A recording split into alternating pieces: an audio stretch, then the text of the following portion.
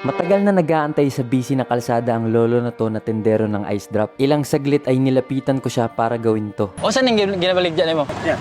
Nya okay ra tay. Ako ning pakyawon tanan. Hindi ka na pamuro. Pero nakoy kondisyon. Ato ning ihatag sa tanan tawa. Kini tay. Okay na?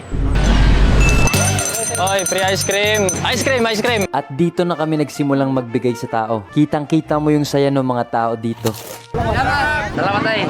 Wala. Wala na. Oo. Sobrang bilis ng pangyayari. Di namin namalaya na naubos na pala. Nalitay ko na puro. Pagtapos ay binayaran ko na nga ang pinakyaw ko. Salamat, Anya. Ang di niya alam ay meron pa akong ibibigay sa kanya. 10,000. 20, 30 mil para ni Matay.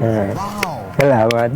Nalipay ko nakakita kita gid. May nahurot pa akong tindan ni apag ini tao gihatag ini kalipay gid. Tay, before ka mo ulit mag-grocery taron. Dito, sinimulan na nga namin ang pag-grocery para sa kanya. Para ni sa imong apo ha. Yan. Bang. Dagkan mo na ni. Isa sa kinabibiliban ko kay tatay ay madaming beses siyang tumangging dagdagan ang grocery. Oh, sorry. Ayo ko labi oy. Kasulong. Ito na oy. Kala ito na oy. Di alam ni tatay, nagdagdag pa ako ng isa pang lata ng biskwit. Naano mo na diha ilom. Para duapod may katuig. Dako ka ng gasto eh. Talo niya.